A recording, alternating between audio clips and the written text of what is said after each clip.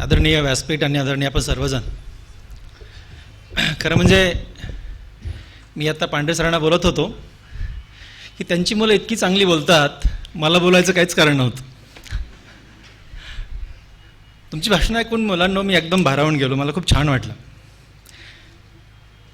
म्हणजे तुमची मॅच्युरिटी, तुमची thinking, the way you are on the line, the way you are thinking of the future. You guys are too small to think all these issues which you spoken out. तुम्ही आत्ता जे बोललात ना, हे बोलण्यासाठी तुम्ही खूप लहान आहात, तरीही तुम्ही ते बोललात, त्याच्याबद्दल मला खूप विशेष वाटलं. आता मला तुमच्यापेक्षा खूप मोठी लेकरं आहेत. मी 50 वर्षाचा आहे, माझी लेकरं 20 वर्षाच्या पुढची आहेत. त्यामुळे मी या सर्वच गोष्टीतून गेलो. आणि जसं फॅमिली हा शब्द पुन्हा पुन्हा तुम्ही म्हणालात कलासागरविषयी, मला खूप आवडलं. कारण मी फॅमिली कन्सेप्टचा डॉक्टर आहे, फॅमिली कन्सेप्टचा डॉक्टर आहे. मला कुटुंब भारी आवडतं, खूप जास्त आवडतं. म्हणजे आई वडील, बायको, मुलं, संस्कार या विषयातच अर्धा विषय गेले, पुढचा अर्धा विषय आता आपोआप जाणार आहे, त्याला काही करायची गरज पडणार नाही. मला पांढरे सरांचा फोन आला की मला 2 जुलैला कार्यक्रम करायचा आणि तुम्ही कार्यक्रमाला यावं. मी लातूरमध्ये असतो. लातूर ते बाय कार 7 तास लागतं. मी त्यांना म्हणालो, सर मला माफ करा, मी नाही येऊ शकत. ते म्हणाले, नाही सर तुम्हाला यायचं आहे, तुम्हाला यावंच लागणार आहे. मला कळत नाही हा माणूस तो पांढरे आहेत का गोरे आहेत का काळे आहेत, मी पाहिलेलं पण नाही आहे, आणि का एवढे मागे लागलेत. पण माझे अशी अनेक माणसं मागे लागतात. साधारणपणे 1500हून अधिक मुलांसाठी मी भाषणं दिलीत गेल्या 17 वर्षामध्ये. आणि मग मुलांसाठी नाही म्हणायचं नाही असंही कुठेतरी ठरवलेलं असतं. सर म्हणालो की मी आमच्या लातूरमध्ये 1 जुलैला खूप मोठा कार्यक्रम होतो. खूप म्हणजे खूपच मोठा कार्यक्रम होतो. साधारणपणे 20,000 मुलं आणि त्यांची पालकं त्या कार्यक्रमाला उपस्थित असतात. एवढा मोठा दरवर्षी गेली 17 वर्ष हा कार्यक्रम होतो. आणि एवढे वर्ष मी एकटाच त्या कार्यक्रमात बोलत असतो. तसा 1 जुलैचा कार्यक्रम होता. संध्याकाळी 6 वाजता फिक्स असतं, ते वर्षानुवर्ष फिक्स असतं. मी दिवसभराचे काम करून त्या कार्यक्रमाला जाणार होतो. 1 जुलैला सॅटर्डे होता, 2 जुलैला संडे होता. आणि संडेचे ऑलरेडी 2 प्रोग्राम मी देऊन टाकले होते.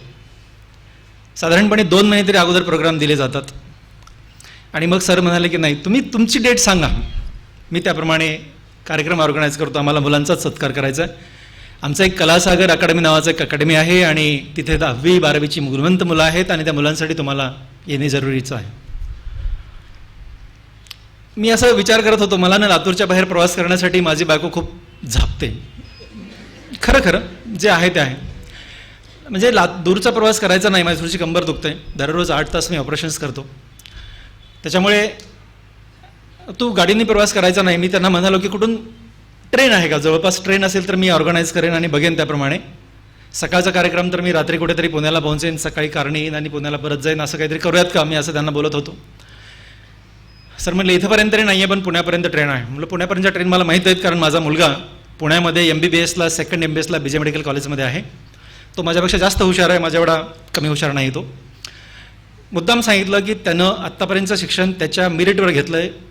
मी प्लास्टिक सर्जन आहे, पण त्याच्यावरती 1 रुपया पण खर्च केला नाही. 1 रुपयासुद्धा त्याच्या स्वतःच्या मेरिट देऊ शकतो.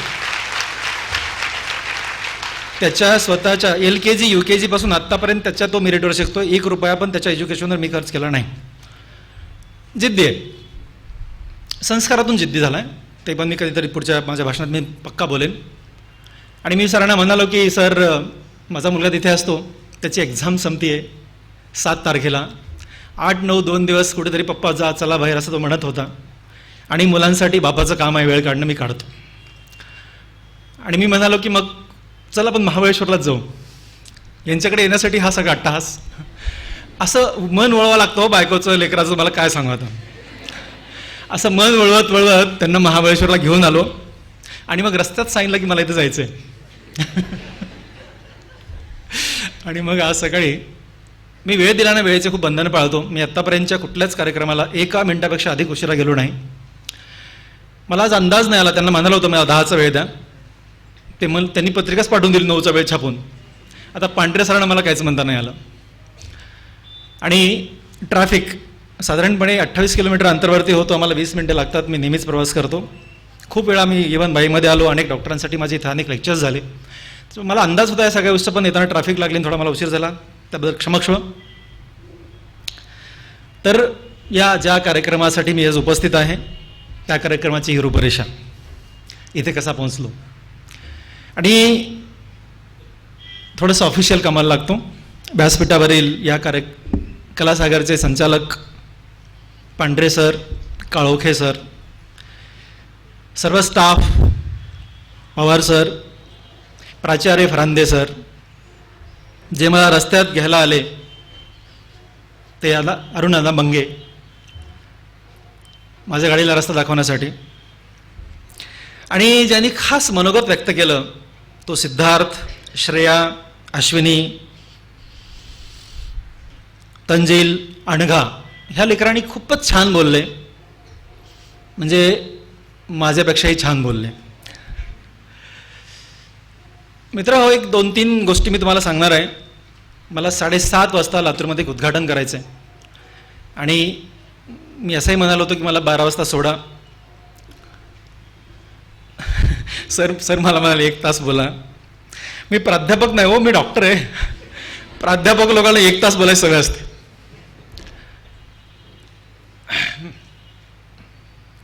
मित्र, आता मी माझ्या कामाला लागतो. एकदम बारकाईनं ऐकायचं, जवळून ऐकायचं, भरून भरून ऐकायचं, हृदयात घ्यायचं, मेंदूकडे घेऊन जायचं, मेंदूला इन्स्पायर करायचं, आणि उडान घ्यायची. उडान घ्यायची, टेक ऑफ करायचं. उडान नावाचा कार्यक्रम 1 जुलै लातूरमध्ये झाला. त्याचा एक रेफरन्स घेऊन सांगतो मुलांसाठी. उडान घ्यायची, उडान. आत्ता माझ्यासोबत उडान घ्यायची, माझ्यासोबत. मी जसं सांगेन तशी उडान घ्यायची. विमानं उडान घेतं, आणि एकदा त्यांनी उडान घेतली, टेक ऑफ केलं की त्याच्या डेस्टिनेशनला पोहोचेपर्यंत, त्याच्या डेस्टिनेशनला जिथं जायचं तिथं पोहोचेपर्यंत थांबत नाही. राईट? तुम्ही माझ्यासोबत उडान घ्या आणि तुमचं डेस्टिनेशन येईपर्यंत थांबवू नका. ते डेस्टिनेशन काय आहे हे तुम्ही ठरवलं आहे, मी नाही. पण उडान घ्यायची मात्र मी तुम्हाला सांगतो. आणि त्या उडान घेतल्यानंतर खाली कसं यायचं नाही हे पण मी तुम्हाला सांगतो. डेस्टिनेशनला कसं पोहोचायचं मी हेही तुम्हाला सांगतो. फक्त माझ्यासोबत चला. मी सुरू करतो. मी ना असं ठरवून जगतो, ठरवून. तुम्ही ठरवून जगा. ठरवून जगण्यात एक वेगळीच मजा आहे. फिक्स ठरवून जगायचं, एकदम असं म्हणजे असंच, हे म्हणजे हेच, ओ म्हणजे ओच करणे का, बस खतम. मी म्हणालो की आता मी 50कडे जातोय, आणि मी पहिली 6 वर्ष मला कळत नाहीत, पण मला 6 वर्षापासून आत्ता हे पुढची 42 वर्ष मला व्यवस्थित कळतात. आणि गेली 42 वर्ष मी असंच जगतो. त्याच्यामध्ये 1 मिलीमीटर पण बदल नाही केला. ते कसं मी तुम्हाला सांगणार आहे. मी ना अशा प्रायोरिटीज आहेत माझ्या, प्रायोरिटीज, प्राधान्य. This is my first priority. I will do this first. हे मी माझ्या आयुष्यात पहिलं करेन, हे मी माझ्या आयुष्यात दुसरं करेन, हे मी आयुष्यात असंच करेन. असं अगदी ठरवून, म्हणजे ठरवून, बेंबीच्या देठाला गाठ बांधून असंच करतो.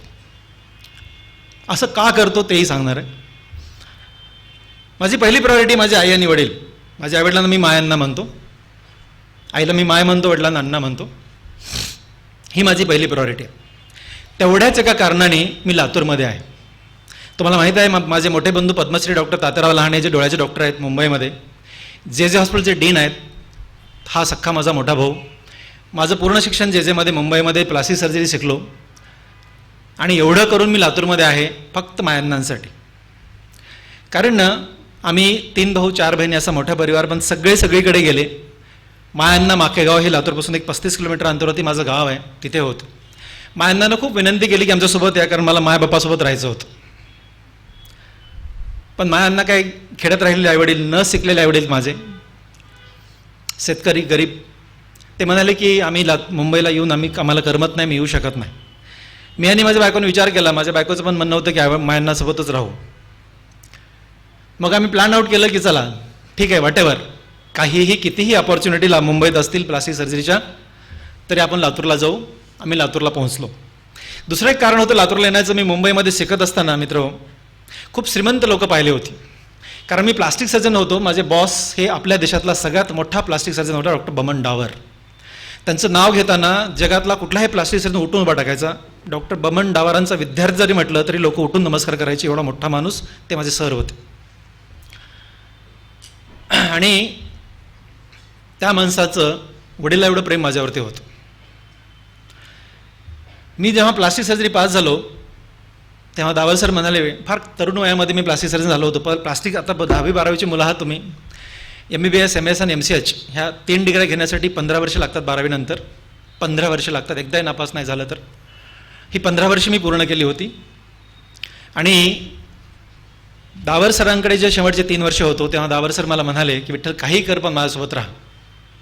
कारण त्या माणसाने माझ्यात काय पाहिलं देवाला माहिती, पण ते मला सोडायला तयार नव्हते. शेवटी मी सरांना म्हणालो, नाही सर, मला ना त्यांच्याकडे मी एवढ्या मोठ्या मोठ्या गाड्यां एवढे मोठे मोठे माणसं पाहिली होती, एक पण हिरो आणि हिरोईन नाही त्या काळामध्ये 20 वर्षापूर्वी, जी की दावर सरांकडे आमची आली नाही. आणि प्रत्येक हिरो हिरोईन माझ्या पण ओळखीचे आहेत, कारण मी सरांचा असिस्टंट होतो. एवढ्या मोठ्या मोठ्या गाड्या त्या माझ्याकडे मी पाहिल्या की मी आयुष्यामध्ये कधी ड्रीम पण करू शकत नाही की आपण ही गाडी घेऊ शकतो. एवढ्या मोठ्या गाड्यांची लोक त्यांच्याकडे यायची. मला असं ना क्षणभर वाटायचं, कारण मी गरिबाचं पोरगं, मला असं वाटायचं की आता प्लास्टिक सर्जनकडे फक्त एवढे श्रीमंत श्रीमंत आणि श्रीमंतच लोक यायचे का, गरिबांनी काय करावं. मी गरिबाचा, कपडे घालायला पण ज्या घरात मिळत नाही तशा घरात जन्म झाला.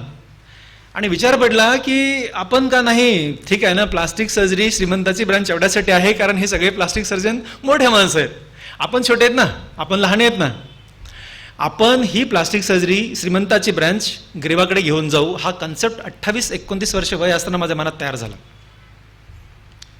तो कन्सेप्ट मी माझ्या बॉसला बोलून दाखवला आणि बॉस म्हणाल, विठ्ठल तुझे हे बोलतो ना, 70 वर्ष वय झाल्यानंतर जेव्हा पूर्ण पोट भरतं ना तेव्हा असं बोलायचं असतं गरिबांसाठी वगैरे वगैरे. आत्ता नाही रे माझा राजा, माझ्यासोबत राहा, ऐक माझं, आणि इथं काम कर, तुला मी लंडनला पाठवतो, 1 वर्ष तिथे राहा, पुन्हा ये परत, आणि आपण असं करू तसं करू. तेव्हा माझं लग्न झालेलं होतं, मला मुलगाही होता जेव्हा मी प्लास्टिक सर्जन झालो तेव्हा. आणि मी दावर सरांना कन्व्हिन्स करत होतो, दावर सर काही कन्व्हिन्स होत नव्हते. शेवटी दावर सर म्हणाले, ज्या खुर्शीत मी तुम्हाला काय म्हणालो, आपल्या देशातली सगळ्यात मोठी प्लास्टिक सर्जरीची खुर्ची जर कोणाची होती, डॉक्टर बमन डावारांची होती, देशातली सगळ्यात मोठी. आणि ते सर काय म्हणाले शेवटी, ऐक माझं, हे सर्व इंग्लिशमध्ये कन्व्हर्सेशन आहे.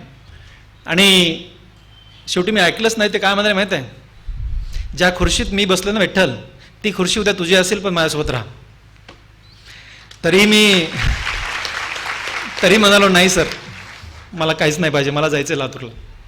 आणि सरांच्या पाया पडून आशीर्वाद घेऊन निघालो. हे 2 मुख्य कारणं होती की श्रीमंताची प्लास्टिक सर्जरी गरिबांपर्यंत घेऊन जायचे. छातीवर हात ठेवून सांगतो, मित्र होतात, छातीवर हात ठेवून सांगतो, ज्या माणसाकडे तिकीट तर सोडून द्यावं, ज्या माणसाकडे कशालाच पैसे नाहीत, रस्त्यावरचा भिकारी जरी असला ना, त्याची प्लास्टिक सर्जरी लहान हॉस्पिटल लातूरमध्ये होते. तुमच्या वयाचे 1-2 नाही, 1000 पेशंट माझे आहेत, 1000 या वयाचे. असा एक जिल्हा, एक तालुका, एक गाव महाराष्ट्रात नाही ज्याचा मी एकतरी पेशंट नाही. इथे पण बरेच पेशंट बसलेत. आणि गरीब हा कन्सेप्टच काढून टाकला, प्लास्टिक सर्जरी कोणी पण करू शकतं. आणि हे दाखवायला दावर सरांना पण घेऊन आलो, हा पुढचा विषय. पण 1-2 कारणांनी मी लातूरमध्ये आलो. एक तर मायांनासोबत राहायचं होतं, दुसरं कारण की श्रीमंताची प्लास्टिक सर्जरी गरिबापर्यंत घेऊन जायची होती. मायांना हे माझे पहिलं प्राधान्य. दुसरं प्राधान्य तेवढंच महत्त्वाचं, तितकंच महत्त्वाचं माझे पेशंट. तुम्हाला माहिती आहे का, मी खुर्शीत पेशंट हे जे शिकलो ना 12वी नंतर 15 वर्ष, भारत देशातली सगळ्यात शेवटची डिग्री, भारत देशामध्ये याच्यानंतर मेडिकल सायन्समध्ये डिग्रीच मिळत नाही, ही डिग्री माझ्यासोबत आहे. भारत देशामध्ये याच्यानंतर मेडिकल सायन्समध्ये डिग्रीच नाही आहे. ही डिग्री कशासाठी घेतली माहिती आहे, पेशंटसाठी घेतली. अभ्यास केला, कशासाठी केला, पेशंटसाठी केला. म्हणून शेवटच्या क्षणापर्यंत, शेवटच्या श्वासापर्यंत हे सगळं ज्ञान पेशंटसाठी वापरायचं. याच प्रार्थनेने त्या खुर्शीत बसतो मी. दररोज माझ्या ओपडीमध्ये खुर्शीत बसताना एक शपथ घेऊन खुर्शीत बसतो मित्र. शपथ घेऊन काय शपथ घेतो माहीत आहे, की मी माझ्या पेशंटला 1 शब्द खोटं बोलणार नाही, 1 शब्द. मी माझ्या पेशंटकडनं 1 रुपया जास्त घेणार नाही, 1 रुपया जरी कुणाकडनं जास्त घेतला मला पाप लागेल. आणि परमेश्वरा मला एवढी हिंमत दे की समजा जर चुकून माझ्याकडनं एखादी चुकीची घटना घडली तर आयुष्यात प्रॅक्टिस करणार नाही, एवढी मला शक्ती दे, अशी शपथ घेऊन त्या खुर्शीत बसतो. याच्यामध्ये एक मजा आहे मित्र, तुम्हाला सांगतो. पेशंट बरोबर इमानदारीनं काम केलं ना, आपली लेकरं चांगली निघतात, आपलं कुटुंब चांगलं राहतं, आईवडील सुखी राहतात, आजार कोणालाच होत नाही. आणि परमेश्वर इनडायरेक्टली खूप काय देत असतो. एक मुलगी बोलून गेली, परमेश्वर कसा देतो, परमेश्वर इनडायरेक्टली देत असतो. चांगल्या कार्याला परमेश्वर साथ देत असतो. माझं नाव पण माईनं विठ्ठल ठेवलं आहे आणि मीही देवाचा खूप भक्त आहे. जेव्हा जेव्हा आपण चांगली कामं करतो, सत्कामं करतो, तेव्हा परमेश्वर असा देतो तुम्हाला कळतच नाही त्यानं कसं दिलेलं असतात. आणि असं म्हणून त्या खुर्शीत बसतो. मी सांगत होतो ही दुसरी माझी प्रायोरिटी. काय माहिती आहे का, की मी आता बोलताना बोलून गेलो की मी जरा कुटुंबप्रिय माणूस आहे. मी दिवसभर काम करणे, दररोज पहाटे मी 4:45 काम सुरू करतो. या ठोक्यामध्ये 21 वर्षामध्ये एकदाही बदल झाला नाही. 4:43 माझा पहिला राऊंडचा फोन सुरू होतो. तुम्ही म्हणाल की हे माणूस 43 मिनिटं, 13 मिनिटं, 12 मिनिटं असं का बोलतो, कारण माझा बॉस असा बोलायचा आणि ते आम्ही फॉलो करायचो. मी बोलता बोलता बोलून गेलो की मी 1 मिनिटं उशीर करत नाही. 1 मिनिटं हा माझा मॅक्सिमम झालेला उशीर आहे, कारण हे सगळ्या बॉसने लावलेल्या सवय आहेत माझ्या आयुष्यामध्ये. आणि संध्याकाळी 6:30 पर्यंत, सकाळचे 4:45 ते संध्याकाळचे 6:30 मी न श्वास घेता काम करतो. न श्वास घेता. कुणाला जर न श्वास घेता कसं काम करायचं पाहायचं ना, एक दिवस माझ्यासोबत येऊन राहा. एक दिवस तुमचं 1 किलो वजन नाही कमी झालं आणि मला विठ्ठल आणलं का म्हणून लिहून देतो मी. त्याला काम कसं करायचं असं, म्हणजे काम करायचं कसं असतं. पण हे असं वेळासारखं काम करतो, पण संध्याकाळी जेव्हा घरात जातो ना, मला खूप आवडतं मायांना. माईच्या मांडीवर झोपणे, बापाच्या गळ्याला पडणे, माईच्या गळ्याला पडणे, तिच्याकडनं डोक्याला तेल लावून घेणे, एकत्र बसून जेवण करणे, हे माझ्या आवडीचे. याच्याएवढं मग आयुष्यामध्ये काहीच महत्त्वाचं नाही. काहीच महत्त्वाचं नाही. काहीच म्हणजे काय, तुम्ही बघा, कधीतरी बघा, एका दिवशी माईच्या मांडीवर झोपून बघा, काय मजा येते. म्हणजे मी दररोज एन्जॉय करतो. मी खूप लक्की आहे त्या बाबतीमध्ये. माझा बाप 93 वर्षाचे, वडील आई 80-82 वर्षाची, पण दोघंही माझ्याहून तरुण आहेत. माझी कंबर दुखते, त्यांचं काहीही दुखत नाही, कुठलीही त्यांना गोळी लागत नाही. ते माझ्याहून जास्त पळू शकतात आणि मी ते खूप एन्जॉय करत असतो. म्हणून म्हटलं की दिवसभर पेशंटसाठी काम करणे आणि संध्याकाळी घरी जाऊन माय बाप बायको लेकरं मस्त एन्जॉय करणे, लेकरांना मस्त गप्पा मारणे, लेकरांची टाईम देणे. सगळ्याच पालकांना सांगतो लेकरांना वेळ द्या. डॉक्टर विठ्ठल लहाने न श्वास घेता 13 तास काम करतो, पण दररोजचं जेवण लेकरासोबत करतो. दररोजचं जेवण लेकरासोबत करतो. असं एकदाही घडलं नाही की मी लेकराला सोडून जेवलो. आता लेकरं बाहेर आहेत, तो विषय वेगळा, पण जेवढे 12वीपर्यंत लेकरासोबत होतं, आम्ही एकही जेवण त्याच्या सोडून जेवलो नाही. त्याच्या ट्युशनप्रमाणे ॲडजस्ट केलं, त्याच्या शाळेप्रमाणे ॲडजस्ट केलं, त्याच्या कॉलेजप्रमाणे आमच्या जेवणाचा टाईम बदलल्या. सगळेच, माया, अण्णा, मी, माझी बायको, माझा मुलगा, मला एकच मुलगा आहे. आम्ही असे 5 जण बसून एकत्र जेवायचो आणि जेवताना दररोज लेकरांना एखादी चांगली गोष्ट, इन्स्पायरिंग गोष्ट सांगायचो. मायांना खूप चांगल्या गोष्टी येतात, ते सांगायचे, कधी माझी बायको, कधी मी. याच्यामुळं ना लेकर खूप चांगली बनतात. माझा मुलगा म्हणाला होता 20 वर्षाचा झाला, त्याच्या मम्मीला, त्याच्या आईला विचारल्याशिवाय पाऊल पण टाकत नाही, पाऊलसुद्धा. त्याला संस्कार असं म्हणतात मित्र, संस्कार. आणि संस्कारामध्ये जेव्हा लेकरं राहतात ना, संस्कारामध्ये त्याच्यावर सुख नाही मायबापाला, त्याच्यावर सुख नाही मायबापाला, पण मायबापांनी संस्कार कसे लावायचे हे पण मी पुढे थोडं सांगणार आहे तुम्हाला. आणि या 2 प्रायोरिटीमध्ये मी खूप मस्त जगायचो. दिवसभर काम, संध्याकाळी घरी जाणे आणि मस्त घरात एन्जॉय करणे. खूप धिंगाणा करतो आम्ही, मायांनाचे भांडण लावून देतो, त्यांची भांडणं ऐकत ऐकत आम्ही हसत असतो. खूप खूप खूप मजा मारतो घरामध्ये. ते घर तुम्ही कधीतरी बघायला पाहिजे, कसं घर असायला पाहिजे. आणि एकदा काय झालं, ह्या 2 प्रायोरिटीमध्ये मस्त जगणारा, स्वतःला खूप सुखी समजणारा मी प्राणी, एकदा एका माझ्या मित्राने, ही गोष्ट आहे 15 ऑगस्ट 2000, साधारणपणे 17.5 वर्ष झाली. माझ्या एका मित्राने फ्लॅग होस्टिंगला शाळेत त्याच्या बोलवलं. फ्लॅग होस्टिंग आहे विठ्ठल, तू शाळेत आहे. माझा एक क्लासमेट मित्र, तो शिक्षक झाला आहे आणि मी डॉक्टर झालो.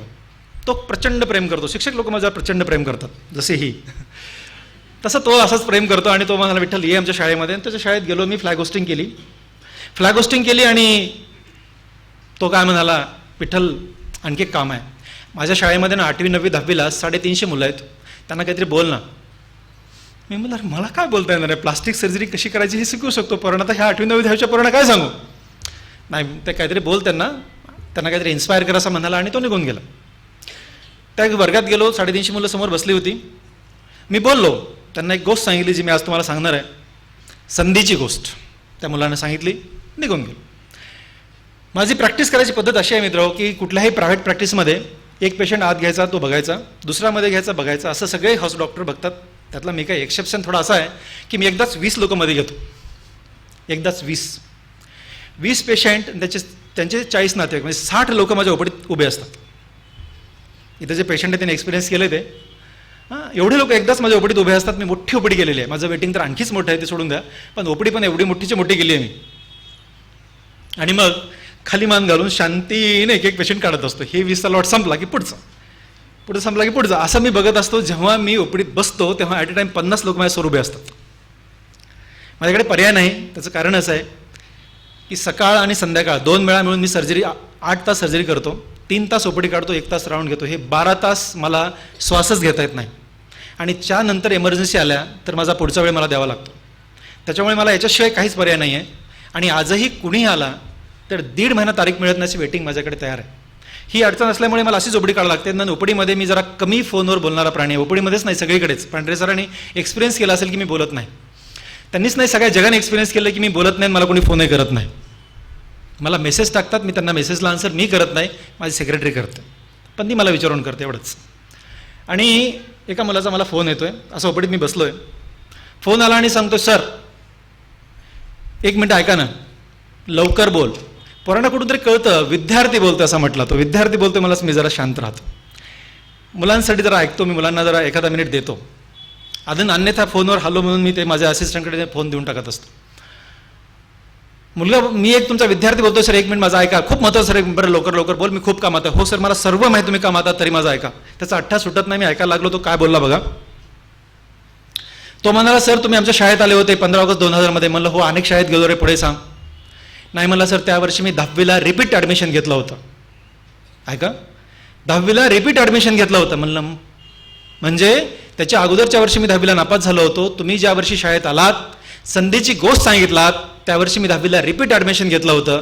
तुमची ती संधीची गोष्ट ऐकली आणि त्या दिवशी मी ठरवलं होतं, सर आयुष्यात काहीतरी बनायचं.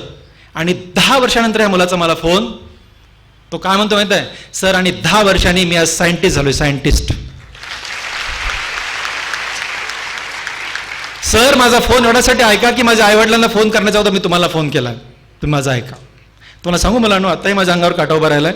आणि तेव्हाही माझ्या अंगावर काटा उभा टाकला होता, डोळे पूर्ण चिंब झाली होती. मी पण खूप भावूक माणूस आहे. मी असा विचार करत होतो की 1 तास मुलांना मी दिला, 1 तास मोजून, तर 10वीला नापास झालेला मुलगा जर सायंटिस्ट होऊ शकतो, नाही आपण लेकरांना वेळ द्यायला पाहिजे. आणि म्हणून ज्या 2 प्रायोरिटीमध्ये जगणारा हा विठ्ठल लहाने, पेशंट, आई वडील आणि कुटुंब, त्याच्या बाहेर आलो. आणि एक 3री प्रायोरिटी माझ्या आयुष्यात तयार झाली, ते म्हणजे तुम्ही मुलं. आणि म्हणून मी आज उपस्थित आहे.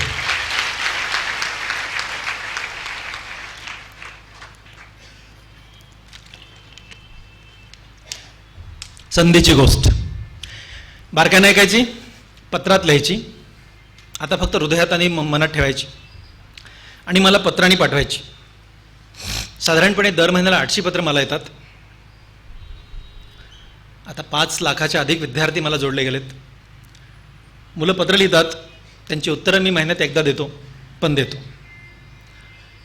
त्यासाठी एक खास एक मुलगा ठेवला आहे, जो प्राध्यापक आहे.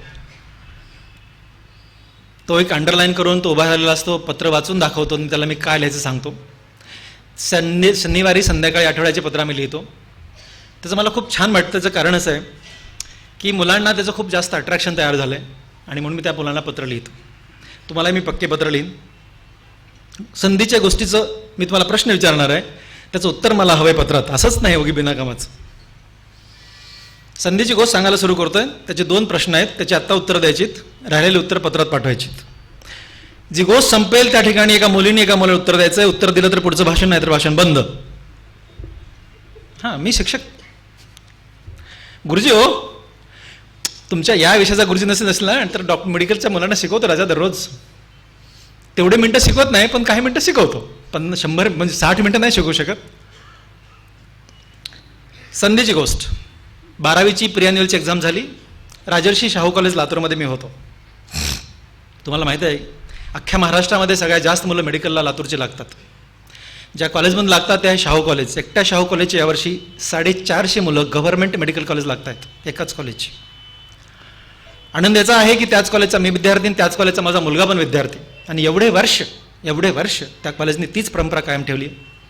अशीच परंपरा आपली कलासागर अकॅडमी चालू ठेवेन ही त्यांच्याकडनं मी अपेक्षा करणार आहे. शेवटी मित्रांनो, कमिंग टू द पॉईंट, की आमची 10वीची प्री ॲन्युअल संपली शाहू कॉलेजमध्ये. तेव्हा शाहू कॉलेजच्या फक्त 3च खोल्या बांधलेल्या होत्या. आता मोठा कॉलेज आहे. त्या 3 खोल्याच्या छतावरती आम्हाला जय वाघमारे सर तेव्हा प्रिन्सिपल होते. अनिरुद्ध जाधव सर, ज्यांच्या नावाने लातूर पॅटर्न ओळखला जातो, ते जाधव सर तेव्हा आमचे व्हाईस प्रिन्सिपल होते. जय वाघमारे सर खूप मोठं नाव, खूप कमी पाहायला मिळायचे. 11वीच्या 12वीच्या मुलांना जय वाघमारे सर अशीच कुठेतरी भेटायचे. ते गाडी, त्या SD नावाची त्यांच्याकडे गाडी होती, त्या गाडीवर आम्ही बघायचो, हे वाघमारे सर आहेत.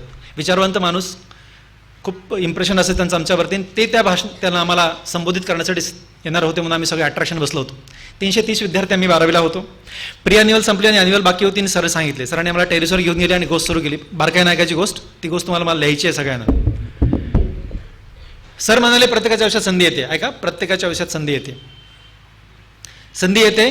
तुम्ही जर जागरूक असाल, तत्पर असाल, अलर्ट असाल. तुम्ही जागरूक आहात, तत्पर आहात, अलर्ट आहात. तिन्ही शब्द सारखे आहेत, थोड्या थोड्या वेगळ्या अर्थाने.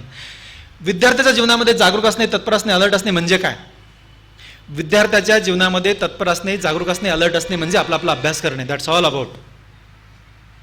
विद्यार्थ्याच्या जीवनात, बाकीच्या जीवनामध्ये वेगवेगळ्या गोष्टी आहेत, पण स्टुडंट लाईफमध्ये जागरूक आहात, तत्पर आहात, अलर्ट आहात म्हणजे तुमचा इमानदारीनं प्रमाणिकपणे अभ्यास करत आहात. एवढंच. त्याच्या पलीकडे तुमच्या आयुष्यात दुसरं काही महत्त्वाचं नाही आहे. तुम्ही जर जागरूक आहात, तत्पर आहात, अलर्ट आहात, संधी तुमच्या आयुष्यात येते. संधी दरवाजा खटखटते.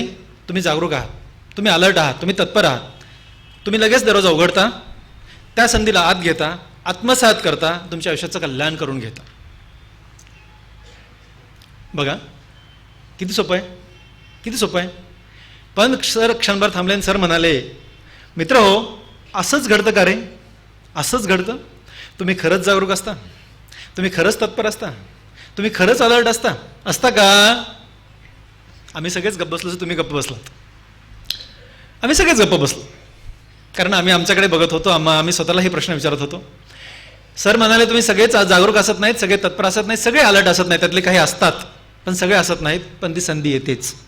संधी येते, दरवाजावर खटखटते. एकदा, दोनदा, तीनदा, चारदा, 5,000 लाख वेळा खटखटते, कारण त्या संधीला तुमच्या आयुष्यात प्रवेश करायचाच असतो. पण बिचारी एवढ्या वेळा खटखटून जेव्हा तुम्ही दरवाजाच उघडत नाहीत, तेव्हा ती संधी निघून जाते. तेव्हा ती संधी जेव्हा निघून जाते ना, ही काल्पनिक गोष्ट आहे. काल्पनिक गोष्ट आहे. तुम्हाला जाग येते आणि जाग आल्यास कळतं की जे कुणी खटखटत होतं, जे कुणी खटखटत होतं ती संधी होती. हे तुम्हाला कळतं. हे तुम्हाला कळतं. पण मित्र, तुम्हाला सांगू का, जी संधी त्या क्षणाला आलेली असते त्याची एवढी चांगली संधी पण आयुष्यात मिळू शकत नाही. एकदा जर संधीनं पाठ फिरवलं तर तीच संधी पुन्हा तुमच्या आयुष्यात येऊ शकत नाही. कळतं मी काय म्हणलं? तर पुन्हा ती आयुष्यात येऊ शकत नाही. मी ही गोष्ट का सांगितली? ही आहे संधीची गोष्ट. का सांगितली? कारण जशाच तशी गोष्ट मला का आवडते माहीत आहे? या संधीच्या गोष्टीमुळे मी गरीब आणि गरीब, एवढ्या वेळा गरीब का म्हटलं तेही सांगेन. एवढ्या गरीब शेतकऱ्याचा Vitthal, plastic surgeon doctor Vitthal Rane झाला, ह्या त्या सगळ्या गोष्टीला ही संधीची गोष्ट कारणीभूत आहे. म्हणून मी गोष्ट सगळ्या मुद्द्यांना मुद्दाम सांगत असतो. कशी कारणीभूत? मी 8वी 9वी आणि 10वी तसं मी पहिली शिकलो नाही. 4थीपर्यंत मी एका शाळेत शिकलो, जिल्हा परिषदच्या. पहिलीला मी शाळेत जाऊ शकलो नाही आमच्या घरच्या अडचणीमुळे. 2रीपासून मी शाळेत जातोय, तेही माझ्या मोठ्या बंधूंनी शाळेत घातलं. जिल्हा परिषद शाळेला 2 हॉल होते, 2 वर्ग होते. एका वर्गात टीचरसाठी जागा होती, दुसऱ्या वर्गामध्ये एक कोपऱ्याला 1ली, 2री, 3री आणि 4थी, 4 कोपऱ्याला 4 वर्ग होते आमचे. 4थीचा वर्ग एका कोपऱ्यात, 2रीचा वर्ग एका कोपऱ्यात, 3रीचा एका, 1लीचा एकावर. अशा शाळेमध्ये माझी 4थी झाली. आणि त्याच गावामध्ये, म्हणजे माझ्या प्रॉपर गावामध्ये, लातूर जिल्ह्यामध्येच माझं गाव आहे, माकेगाव नावाचं, त्या गावामध्ये आमची 10वी झाली. त्या गावामध्ये कामधेनू विद्यालय माकेगाव या नावाचं एक विद्यालय होतं, 5वी ते 10वी. त्या विद्यालयामध्ये माझी 10वी झाली. मी तुम्हाला सांगत होतो, 8वी 9वी 10वीला मी त्या गावात शिकत होतो. सकाळी शाळा आमची असायची 10 वाजता, शाळा सुटायची 4:30 वाजता. तर सकाळी ना आमचं शेत आमच्या घरापासून 1 किलोमीटर अंतरावरती आहे. सकाळची शाळेच्या अगोदर आम्ही सकाळी शेतात जायचो. 9पर्यंत काम करायचो. जाताना एक धडा वाचून व्हायचा. 9 वाजता शेतातलं काम संपून परत यायचो. येताना एक धडा वाचून व्हायचा. संध्याकाळी 4:30ला शाळा संपली, पुन्हा शेतात जायचो, पुन्हा एक धडा वाचून व्हायचा. येताना अंधार पडलेला असायचा. दररोज 3 धडे वाचून व्हायचे, दररोज. पण घरी आल्यानंतर अभ्यास करायला काहीच नसायचं. मला असं वाटायचं शाळेत जायचं आहे आणि आता होमवर्क नाही करायचं, बाकीचा अभ्यास नाही करायचा, मग शाळेत जायचं कशाला? असं ना, म्हणजे आतून इतका त्रास व्हायचा. बरं, अडचण अशी होती, आमच्या गावात लाईट नव्हती, घरी लाईट असायचा प्रश्नच नाही आहे. बरं, त्याच्या पुढची अडचण अशी होती की आम्ही एवढे गरीब होतो मित्र, आम्ही एवढे गरीब होतो की कंदिलाला किंवा चिमणीला महिनाभर रॉकेल मिळेल एवढे पण पैसे आमच्याकडे नव्हते. आणि अभ्यास तर करायचा. बरं, मी बऱ्यापैकी मोठा होतो. मायनानं जर म्हणाला असतो की अण्णा मला रॉकेल पाहिजे कंदिलाला अभ्यास करण्यासाठी, वडिलांना खूप वाईट वाटलं असतं, माईला खूप वाईट वाटलं असतं. त्यांना दुखवायचं नाही हे पक्कं ठरवलं होतं. नाही म्हणजे नाही, काय हो. आणि हे डोक्यामध्ये विचार सुरू असताना काय ट्यूबलाईट पेटली मला माहीत नाही. माझ्या वर्गात एक मित्र होता सावकाराचा. माझ्या वर्गात एक सावकाराचा मुलगा होता. तुम्हाला सावकार कळतं? सावकार म्हणजे ना, खेड्यागावामध्ये एक मोठा माणूस असतो, ज्याच्याकडे जरा 4 पैसे असतात. त्यांच्याकडे एक दुकान होतं, किराणा दुकान होतं. आणि मला हे माहीत होतं, ह्या किराणा दुकानामध्ये किराणाबरोबरच रॉकेल पण मिळतं हे मला माहीत होतं. हे डोक्यात ठेवून मी त्याच्या मुलाला, भारत त्याचं नाव आहे, भारतला जाऊन भेटलो. भारतला म्हटलं, भारत आपण दोघं एकत्र अभ्यास करू. भारत हो विठ्ठल करू अभ्यास. तो हो म्हटला. भारत तिथंच सोडला आणि पळत दुकानात गेलो. दुकानात भारतचे वडील भेटले होते नागांना. नागांनाकडे गेलो, नागांनासमोर बसलो. नागांनाला म्हटलं, नागांना काय विठ्ठल, मी आणि भारत एकत्र अभ्यास करतो. नागांना हो मुलांना करा अभ्यास. कुठल्याही बापाला लेकराने अभ्यास करतो म्हटल्यास, कुठल्याही माईला लेकराने अभ्यास करतो म्हटल्यास काय आनंद होतो. मलाही माहिती आहे ना, तर मी पण बाप आहे. तसा नागांना आमचा आनंद झाला, प्रचंड आनंद झाला. हां करा पूर्व अभ्यास, काय अडचण आहे. मी अगदी प्रयत्न करून सांगण्याचा प्रयत्न केला. नागांना अडचण काय नाही, आम्हाला ना दररोज एक कंदीलवर रॉकेल देत जा. नागांनाचे डोळेच भरले. नागांना क्षणभर काहीच कळलं. नागाने एकदम जवळ बोलवून घेऊन असं कुरळून, अरे किती छान आहेस विठ्ठल तू. पुराणो, एक कंदील नाही, तुम्हाला मी 2 कंदील रॉकेल देतो, अभ्यास करा. माझ्या आयुष्यातला सगळ्यात चांगला दिवस. तुम्हाला काय सांगू पुराणो, इतका आनंद झाला ना, इतक्या एवढ्या मारत घरी गेलो ना, बाप रे बाप, जिंदगीतले सगळे प्रॉब्लेम सॉल्व्ह झाले. म्हणजे इतका खुश ना, पुन्हा आयुष्यात एवढा खुश मी कधीच नाही झालो. इतका खुश झालो म्हणजे शब्दात नाही सांगू शकत.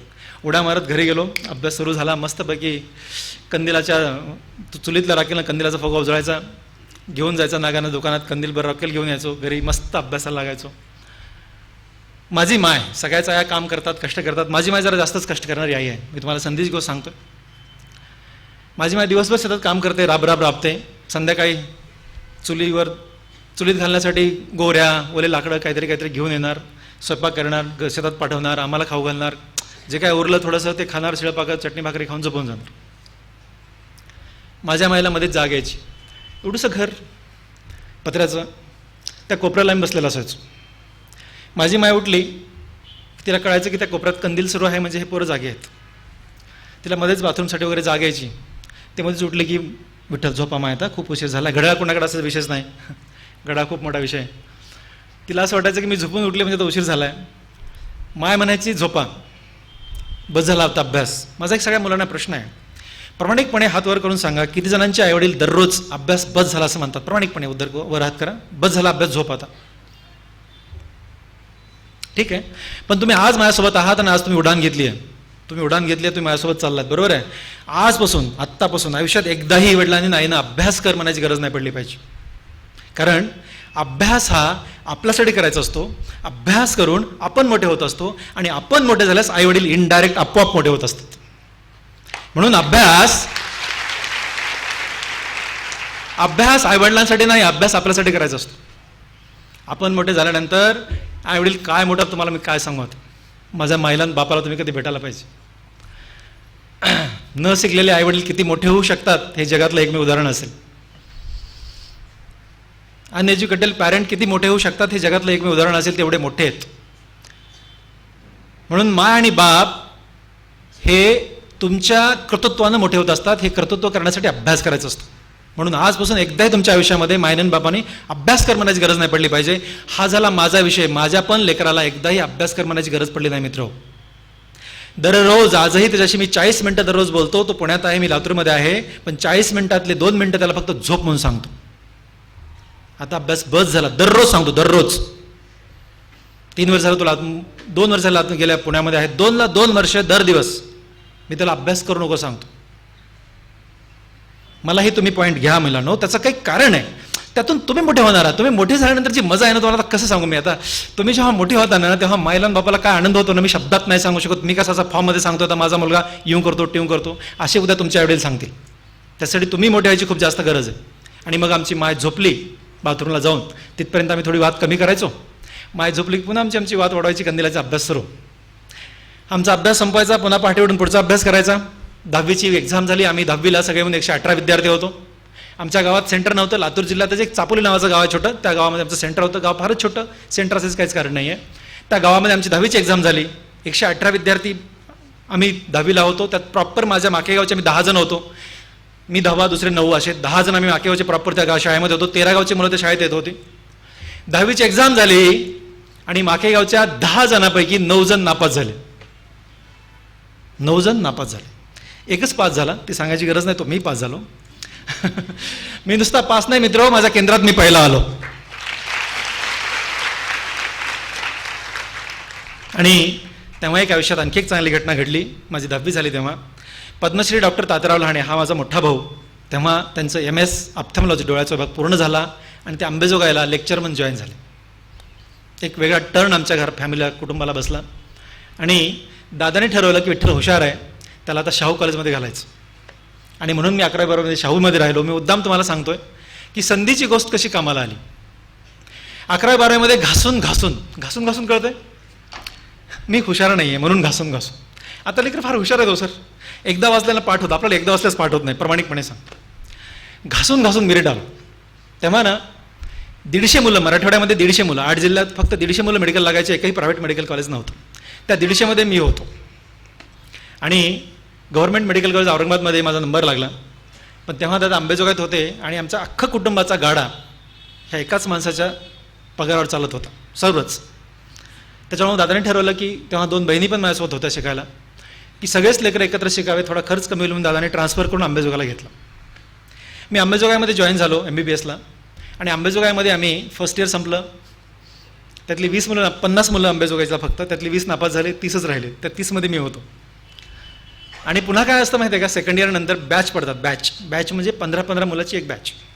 त्या बॅच 15मधला मी एका बॅचमध्ये, दुसरी म्हणजे दुसऱ्या बॅचमध्ये. असे अडचण काय झाली की वर्गामध्ये सगळे लोक डॉक्टर आले एकदा शिकवायला, की त्या बॅच 15ची एवढीच मुलं ना, 15 मुलं म्हणजे. सगळ्यात पहिला प्रश्न मला विचारायचे. मी तुम्हाला सांगितलं की मी हुशार नाही, प्रामाणिकपणे नाही हुशार. मी प्रामाणिकपणे सांगतो मी हुशार नाही आहे, पण मी कष्टकरी आहे, मी हुशार नाही. पहिला प्रश्न मला विचारायचे, कारण विठ्ठल लहाने तात्याराव लहानेचा भाऊ, तो तिथे एका डिपार्टमेंटचा बॉस, त्याचा मी भाऊ. सांग विठ्ठलला काहीच यायचं नाही. एकदा नाही आलं, दोनदा नाही आलं, मग जरा टीचर रागवायला लागले. मग 4-5 वेळा मला नाही आलं की ते दादांना सांगायचे. आमचे दादा अत्यंत रागीट, कडक स्वभावाचा माणूस.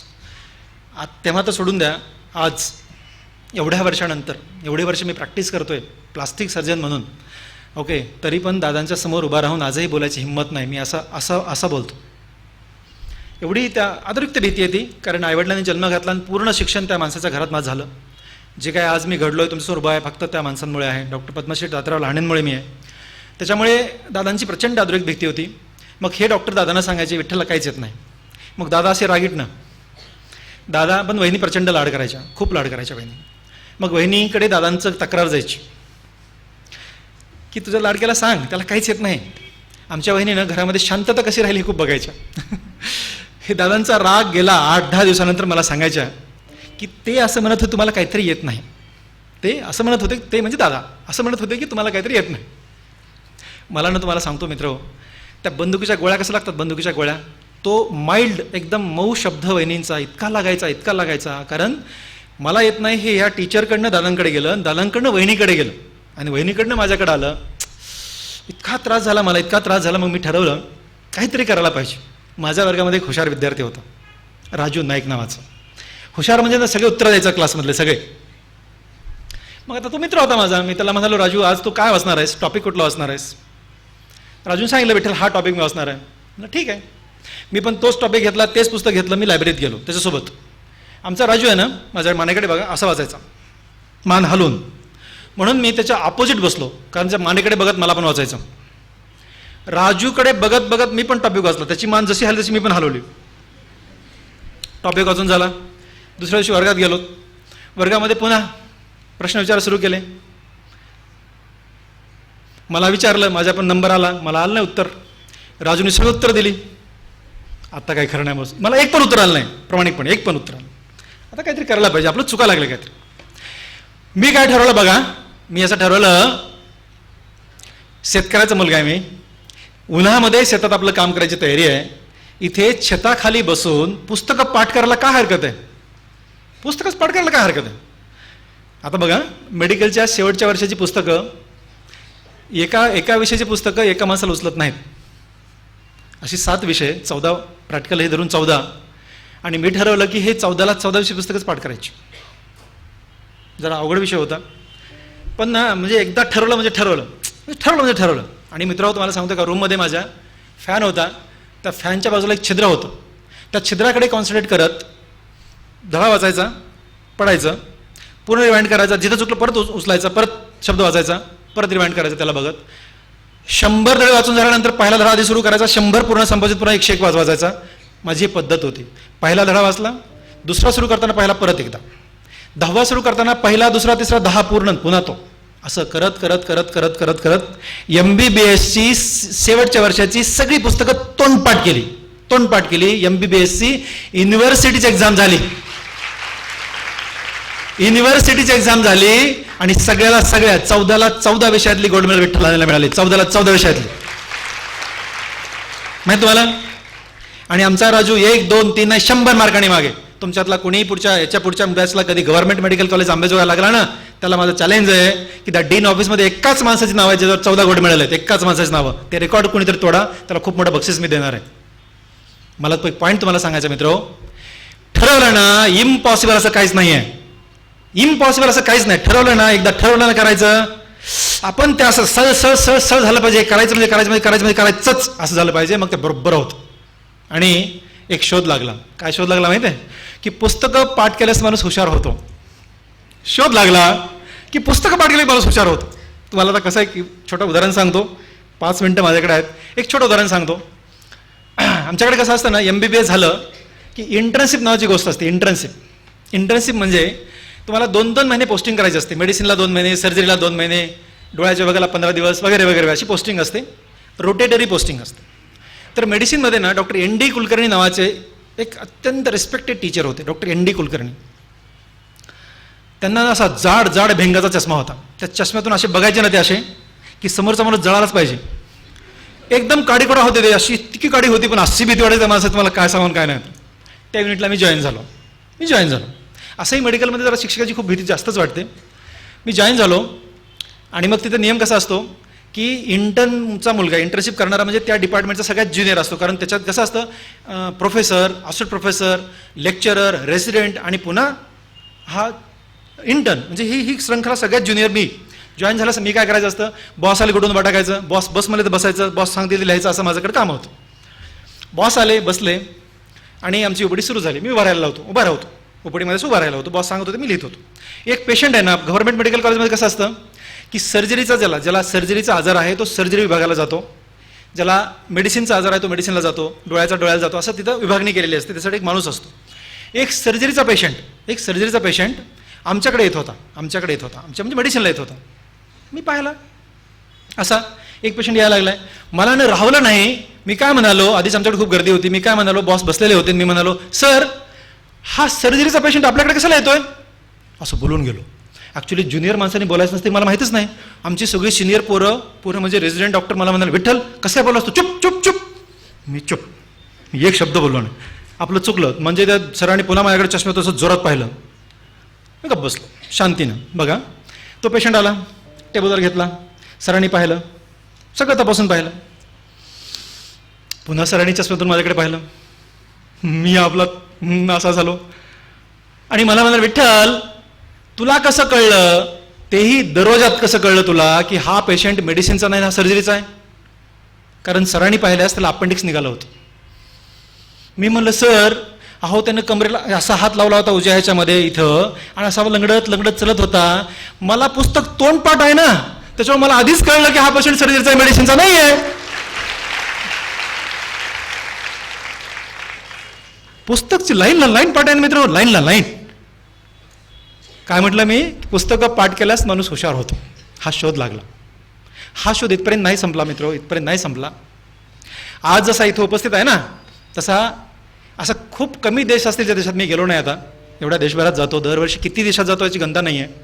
आणि प्रत्येक देशामध्ये विठ्ठल लहानेला फॅकल्टी म्हणून बोलवतात. फॅकल्टी हा शब्द ऐकायला खूप अडचण जाते, कारण आमच्या विषयाचा फॅकल्टी होण्यासाठी 70 वर्ष वय लागतं. माझ्या 35व्या वर्षापासून फॅकल्टीमध्ये जातो, माझ्या वयाच्या 35व्या वर्षापासून फॅकल्टीमध्ये जातो मी. आणि इंटरनॅशनल फॅकल्टी हा शब्द असा असतो माहिती आहे का, इंटरनॅशनल फॅकल्टी म्हणजे एका देशातून दुसऱ्या देशात एका माणसाला बोलवायचं आहे, कारण तो इथं बसलेल्या प्लास्टिक सर्जनला काहीतरी नवीन ज्ञान देणार आहे. त्याला खूप बाप लागतं. आणि तिथं मी जातो आणि लोक मला बोलवतात. का माहिती आहे की डॉक्टर विठ्ठल लहाने फार हुशार डॉक्टर आहे. कोणी मी कशाला सांगू हुशार आहे का नाही, आता सिद्ध झालं ना. आता सिद्ध झाला हुशार आहे म्हणून. आता मी कुणाला सांगत नाही हुशार नाही, तुम्हाला उगी सांगितलं. मला पॉईंट सांगायचा मित्र की पुस्तकं पाठ करायचं माणूस हुशार होतो. त्याच्या पुढचा विषय तुम्हाला सांगतो. मी तुम्हाला बोलताना बोलत होतो की माझ्या ओपीडीमध्ये मी एकदाच असे 20 पेशंट घेतो. माझ्याकडे CCTV आहे बाजूला बसलेला माझ्यासमोर. मी त्या CCTVमध्ये पेशंटची एंट्री होताना बघे 1-1 सेकंद 2-2 3-3 सेकंद बघत असतो. कधी कधी समोर सरळ सरळ बघतो एंट्री होताना. 3 सेकंदात मला कळतं ह्या पेशंटला काय झालं. 3 सेकंदात मी त्या पेशंटला तपासतो, त्याला स्टेथो लावतो, त्याला त्याची नाडी बघतो. कारण पेशंट म्हणायचा डॉक्टर विठ्ठलाने हात पण लावला नाही म्हणून त्याचं समाधानासाठी सर्व करतो. पण मला पहिल्या 3 सेकंदात माहीत असतं दरवाजातच की या पेशंटला काय झालंय. पुस्तकं पाठ केल्यास माणूस हुशार होतो.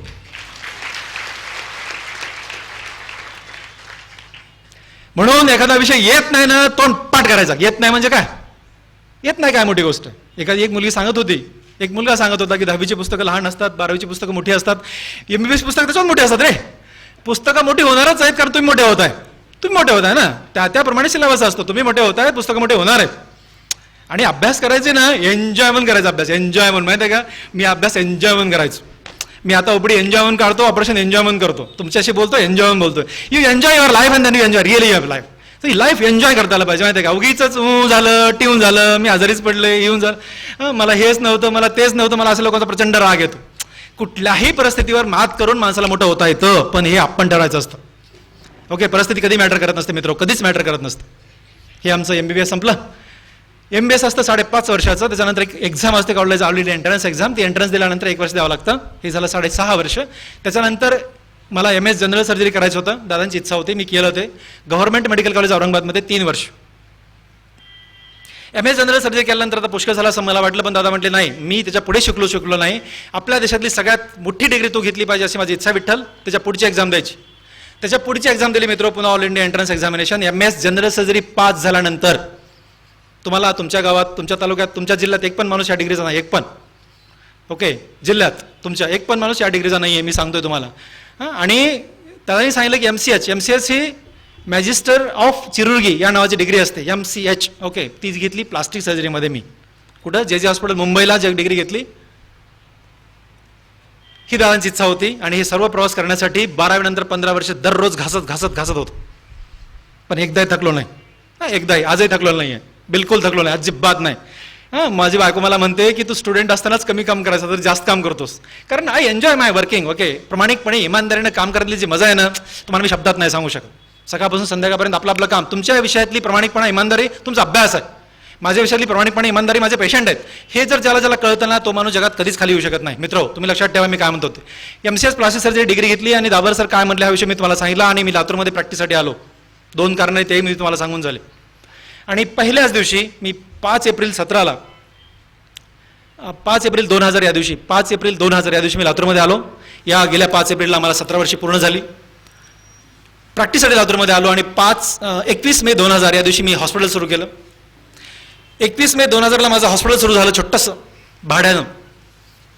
तुम्हाला सांगतो मी आता, हॉस्पिटल सुरू करण्यासाठी मला एक भाड्याची जागा पाहिजे होती, कोणी द्यायला तयार नाही आहे. दादांच्या ओळखीन कसं तरी जागा घेतली. मी एका बँकेत गेलो, मला कर्ज पाहिजे होतं 3,06,000 माझ्या इन्स्ट्रुमेंटसाठी.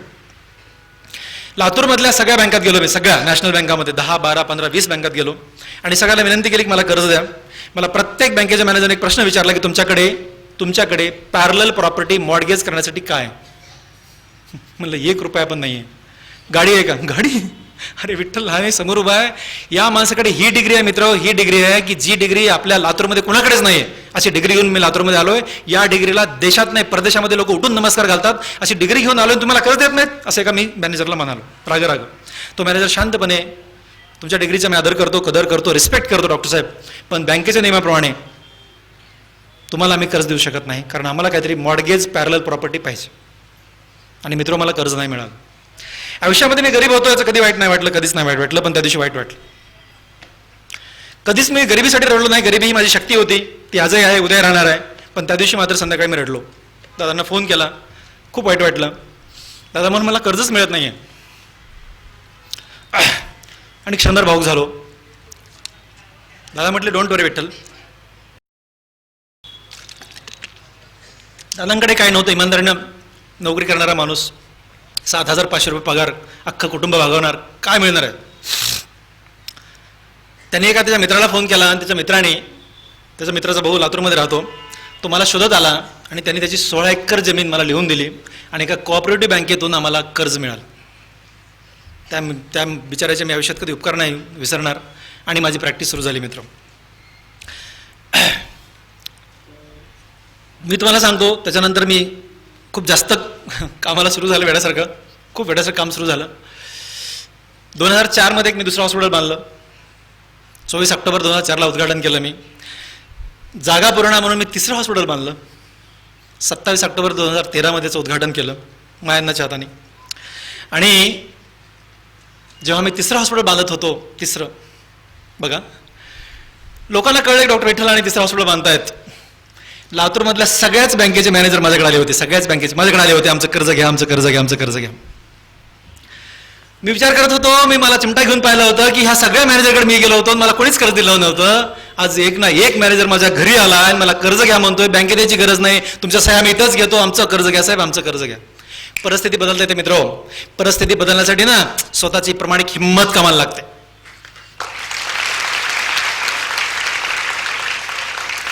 उद्घाटन केलं 21 मे 2000 आणि पहिल्याच दिवशी मी 22 मेला 3 ऑपरेशन केले.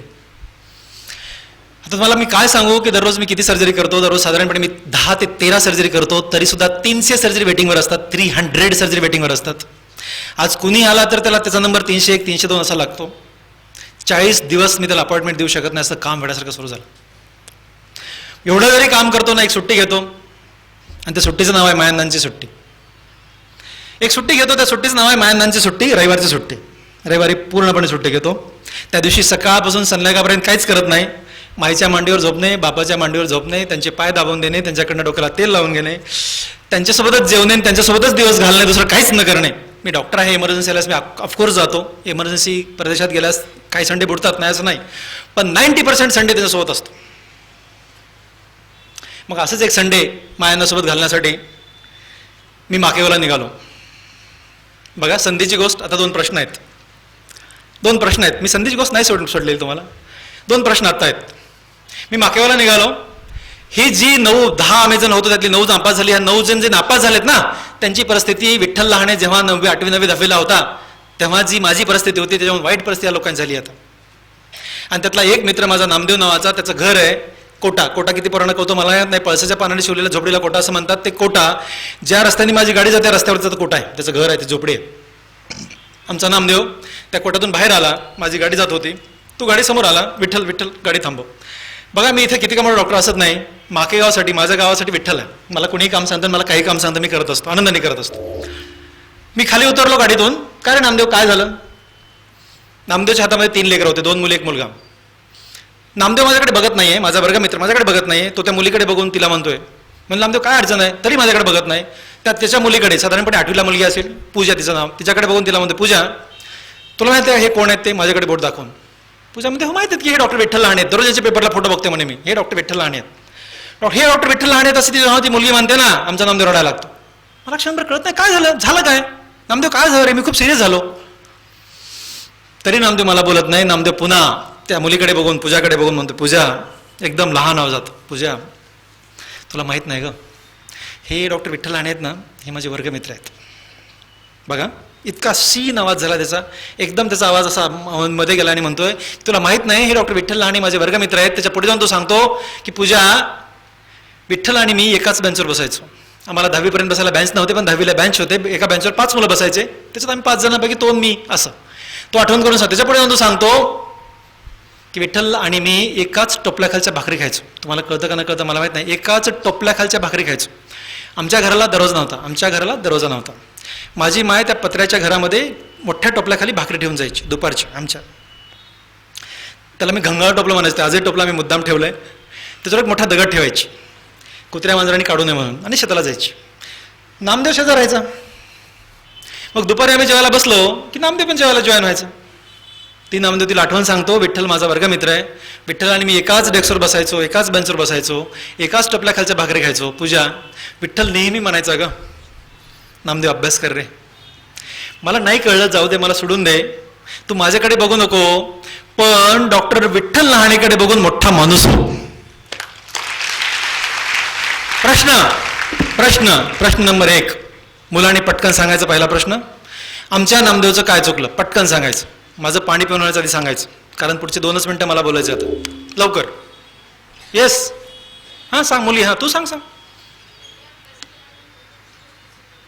काय म्हटलीस? Okay, good, very good. दुसरा मुलगा, बस बेटा, थँक्यू. एक मुलगा. मुलं हुशार नाही का तुमच्याकडची?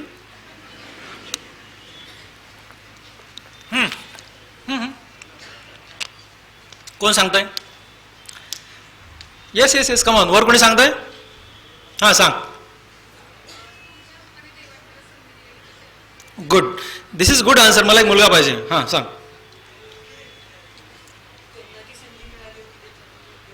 गुड. याचं उत्तर खूप छान दिली, तुमची मुलं हुशार आहेत. याचं उत्तर मी तुम्हाला सांगतो. शिक्षण ही आयुष्यातली संधी असते. बारकाईने ऐकून घ्यायचं. शिक्षण ही आयुष्यातली संधी असते. शिक्षणाने माणूस मोठा होतो, आणि शिक्षणाने माणूस एवढा मोठा होतो, तो जिवंत असताना आणि जिवंत नसतानाही तो चिरकाल मोठाच राहतो. हे फक्त शिक्षणाने शक्य आहे. ही संधी, शिक्षण ही संधी जशी माझ्या दरवाजावर खटखटत होती, तशी आमच्या नामदेवच्या पण दरवाजावर खटखटत होती दररोज. ती संधी मी अलर्ट होतो, जागरूक होतो, तत्पर होतो, म्हणून दरवाजा उघडला, आत्मसात केली आणि आयुष्याचं सोनं करून घेतलं त्या संधीचं. सध्या तुमच्या सगळ्यांच्या दरवाजावर सध्या दररोज ती संधी खटखटत आहे. तुम्ही तत्पर राहा, अलर्ट राहा, आणि तुमच्या ह्या संधीचं आयुष्यात, शिक्षण ह्या संधीचं सोनं करून घ्या, हा माझा तुम्हाला सल्ला आहे. बऱ्याच वेळा काय होतं, पालकांची एक अवस्था असते. पालकं मला भेटतात, लहाने साहेब तुम्हाला माहीत नाही हो, तुमचा काळ वेगळा होता, आमच्या लेकरांचा काळ वेगळा आहे, या काळात खूप कॉम्पिटिशन आहे, तुमच्या काळात कमी कॉम्पिटिशन होती. तुम्हाला कोणी सांगितलं? आमच्या काळात कॉम्पिटिशन होती म्हणून? पालकांना प्रश्न आहे माझा. माझ्या काळात कॉम्पिटिशन होती, तुमच्या काळात कॉम्पिटिशन होती, या काळात कॉम्पिटिशन आहे, आणि याच्या पुढच्या काळात पण कॉम्पिटिशन राहणारच आहे. पण या कॉम्पिटिशनमध्ये कसं टिकायचं हे आपण ठरवायचं असतं. तुम्हाला किती पोरांना कोंबडीचं पिल्लू अंड्यातून कसं निघतं बाहेर माहिती आहे का? हातवर करा बरं. काय करावं होतं? मी जरा शेतकऱ्याचा वर्ग आहे, मला कम्प्युटरच्या गोष्टी नाही सांगता येणार, पण मला शेतातल्या सगळ्या शेळ्या मेंढ्या कोंबड्याच्या गोष्टी सांगता येतात. त्यातली एक तुम्हाला गोष्ट सांगतो. एक कोंबडी अंडी घालत असते. अंडी घालून झालं ना, तिला खूड झालं असं म्हणतात. ती अंडी शेतकरी ती अंडे जमा करतो आणि ती कोंबडीला त्या अंड्यावर बसवतो. ती अंडी घोळते. तिची घोळण्याची एक प्रक्रिया असते. ती प्रक्रिया पूर्ण झाली की ते अंडे परिपक्व होतात आणि त्यातून ती पिल्लं बाहेर निघतात. ते पिल्लं जेव्हा बाहेर निघतात, आता आत परिपक्व झालेली पिल्लं जेव्हा बाहेर निघतात ना, ते कसे माहित आहे? पिल्लाला जेव्हा बाहेर निघायचं असतं, ते पिल्लू आतून अशा टोचा मारतं. आतून जेव्हा टोचा मारतं ना पिल्लू, किती वेळ मारतं टोचा माहित आहे? एकदम पातळ कव्हर फोडण्यासाठी त्या पिल्लाला, परिपक्व पिल्लाला आतून ठोचा मारत 72 तास, कधी 48 तास ते 72 तास, 2 ते 3 दिवस आतून टोचा मारावं लागतात. तेव्हा कुठे ते वरचं पातळ कव्हर फुटतं, मग त्या पिल्लाला बाहेर यावं लागतं. आजकालचा एक आळशी माणूस. आजकालच्या माणसांना काय वाटतं माहित आहे? एकदम कमी काम करावं आणि देवाने भरभरून द्यावं. पोराला पण काय वाटतं माहिती आहे? पोरांना एकदम कमी अभ्यास करावा आणि देवाने भरपूर मार्क द्यावेत. असं होत नाही मित्र, असं होत नसतं. पण आजकाल लोकांना त्याच्या पुढे गेलेत लोक, माहिती आहे का तुम्हाला? काहीच काम करू नये, फक्त करावं आणि देवाने आपोआप मध्ये घालावं. आता काय करावं? काम नको, पण सगळं मिळालं पाहिजे. पण तुम्हाला सांगू का मी, कष्टाविना जे मिळतं ना, त्याच्यावर वाईट काहीच नाही. पण कष्टाने प्रामाणिकपणाने जे मिळतं ना, त्याच्यावर जगात चांगलं काहीच नाही. म्हणजे हे जर तुम्हाला कळलं ना मित्र, तुम्ही काय सांगा, काय एन्जॉय करता लाईफ. म्हणजे जे कष्टाने मिळतं ना, त्यातला मी जेव्हा पहिली सायकल घेतली होती ना, रात्रभर झोपलो नव्हतो, कारण माझ्या कष्टाची, माझ्या इमानदारीची, माझ्या घामाची मी सायकल घेऊ शकलो होतो. तुम्हाला सांगतो ना, याच्यामध्ये जे खरं जगणं आहे ना, ते जगणं असंच मिळण्या गोष्टीत नाहीच आहे, आणि ते टिकतच नसतं. झगमगाट हा टिकत नसतो, कष्टाने इमानदारीने कमावला झगमगाट टिकतो. पण आजकालचा एक आळशी माणूस त्या पिल्लाकडे बघतो आणि तो म्हणतो, यार एवढंसा पातळ कव्हर फोडण्यासाठी या पिल्लाला 72 तास ठोक्या मारायच्या. आळशी माणूस. No, this is not fair, हे योग्य नाही असं म्हणतो. तेवढ्यात दुसरा पिल्लू आतून ठोक्या मारताना पिल्लू कसं कळतं माहिती आहे? त्या अंडा असं गोळगोळ फिरत असतं. ते कळतं त्याला की ठोक्या मारायला सुरू केलं. त्याने 2-4 ठोक्या मारल्या, त्या अंड्याला हातात घेतो आणि त्याला म्हणतो, नो, तुला मी एवढे कष्ट करू देणार नाही. वरतून ठोकी मारतो, टाक म्हणजे ठोकी मारली, आणि कव्हर फोडतो. त्या पिल्लाला म्हणतो, ये बाहेर, कम. ते पिल्लू बाहेर येतं. ते पिल्लू बाहेर आल्यानंतर ह्या आळशी माणसाला एवढा आनंद होतो की या पिल्लाला मी काहीही कष्ट न करू देता बाहेर काढलं. पण तुम्हाला माहीत असावं की पुढे त्या पिल्लाचं काय होतं. पुढे त्या पिल्लाचं काय होतं माहिती आहे तुम्हाला कोणाला? पुढच्या 2 तासात ते पिल्लू मरून जातं.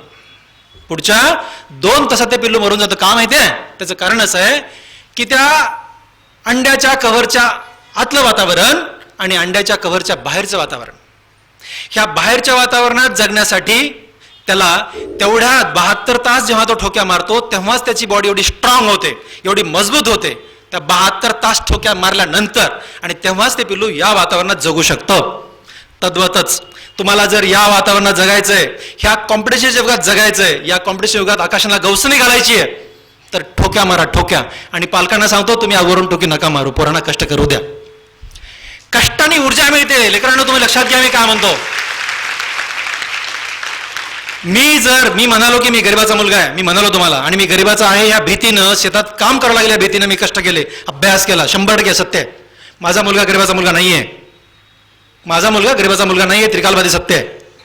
माझा मुलगा डॉक्टर विठ्ठल लहाने प्लास्टिक सर्जनचा मुलगा आहे. पण त्याला आम्ही एकच शिकवलं, एकच बाळकडू पाजलं, कष्ट करायचे असतात आणि ते इमानदारीने प्रामाणिकपणे कष्ट करायचे असतात, आणि त्यात आम्ही यशस्वी झालो. हे काम तुम्ही सगळेजण पालक करा. लेकरांना कष्ट करू द्या, लेकरांना कष्ट करू द्या मित्र, लेकरांना कष्ट करू द्या. कारण कष्टाने जे मिळतं ना, तुम्हाला कसं सांगू मी आता, कष्ट करायला लेकरू एक पण वाया जात नाही, आयुष्यामध्ये एक पण वाया जात नाही, एकही वाईट सवय लागत नाही. मी लिहून देतो, बॉन्ड पेपर लिहून देतो. पण हे तुम्हाला कळावं, पालकांना कळावं, अशी माझी पालकांना पण विनंती आहे. लेकरांना खूप अभ्यास झाला असं एकदा पण म्हणू नका. आणि शेवटचा पॅरा, अण्णांना माईला भेटा. आयुष्यामध्ये मी पण काही त्यांना घेऊन येईन आणि तुम्हाला भेटवेन, पक्का भेटवेन, प्रॉमिस. माझ्या तुम्हाला मी पक्का भेटवेन. एवढ्यासाठी माझ्या अण्णांना भेटा की अण्णांना बघा. माझी अण्णा एकदम आमचे पातळ आहेत. पण अण्णा असे चालतात की अण्णांना वाटतं की त्यांची छाती हत्ती एवढी मोठी आहे, असे चालतात. तोऱ्यात चालतात माझा बाप, तोऱ्यात पटका बांधतात, धोती घालतात, पांढरे शर्ट. गरीब माणूस आहे, शेतकरी माणूस आहे, पण अण्णांचा तोरा चालताना बघायला पाहिजे. माहित आहे का हा तोरा त्यांच्यात तयार झाला? लेकरं चांगले निघाले ना, आईवडिलांना आजारच होत नाहीत, म्हणून त्या दोघांना कुठला आजार नाही झालेला.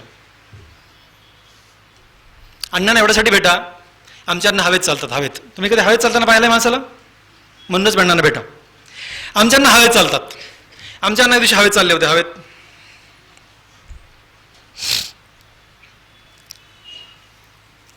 मी ओपडीत बसलो होतो, अण्णा हवेत चालले होते. मी अण्णाकडे बघितलं की अण्णा असे हवेत हवेत हवेत चाललेत. अण्णा म्हणलं अण्णा म्हणले का रे? अण्णा म्हणलं तुम्ही पडाल हो. अण्णा म्हणले का? अण्णा म्हणलं तुम्ही हवेत चालायला लागले, तुम्ही पडाल. बघा अण्णांनी काय उत्तर दिले, प्रत्येक बापाने उत्तर द्यावं. अण्णा काय म्हणाले बघा, अण्णा काय म्हणाले बघा. अण्णा काय म्हणाले? अण्णा म्हणाले असे माझ्याकडे बघत, छाती पुढे काढून, तुला माहिती आहे का मी कोण आहे? मी एकदम परेशान, माझा बाप, मला काय कळत क्षणभर. अण्णा म्हणाले तुला माहिती आहे का मी कोण आहे? बापरे, माझी नजरा सगळ्या अण्णांच्या चेहऱ्याकडे लागल्या. अण्णा पुढे काय म्हणणार? अण्णा म्हणाले तुला माहिती आहे का मी कोण आहे? मी पद्मश्री डॉक्टर तात्याराव लहाने आणि हा प्लास्टिक सर्जन डॉक्टर विठ्ठल लहानेचा बाप आहे म्हणे. मी कसा पडतो? बापाला आणि माईला हवेत चालण्याशी तुमच्यामध्ये परवा तुमच्यामध्ये तुम्हाला कळलंच नाहीये. तुम्हाला जेव्हा कळेल ना काय मजा, तुम्हाला काय सांगू मी आता.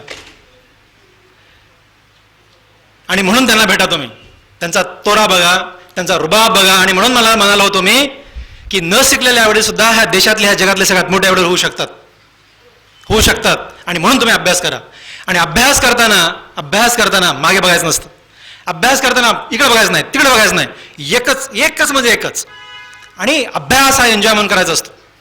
गायडन्स महत्वाचं आहे, टीचर महत्वाचे आहे, त्यात काही शंका नाही आहे. पण आपले एफर्ट्स हे सगळ्यात जास्त महत्वाचे आहेत. म्हणून असे एफर्ट लावा, असे एफर्ट लावा, असे एफर्ट लावा की पांढरे सरांना त्यांच्या सगळ्या टीमला वाटलं पाहिजे की आमचे विद्यार्थी आहेत. आईवडिलांना वाटलं पाहिजे ही माझी मुलगी आहे, हा माझा मुलगा आहे. वाईकरांना वाटलं पाहिजे की आमच्या वाईचे लेकरं आहेत. सातारा जिल्ह्याला वाटलं पाहिजे की सातारा जिल्ह्याचे लेकरं आहेत. महाराष्ट्राच्या बाहेर गावास वाटलं पाहिजे की आमच्या महाराष्ट्राचे आहेत. आणि जेव्हा तुम्ही देशाच्या बाहेर जाल ना, तेव्हा भारत देशाला वाटलं पाहिजे की आमचे भारतीय आहेत. एवढे मोठे व्हा. धन्यवाद.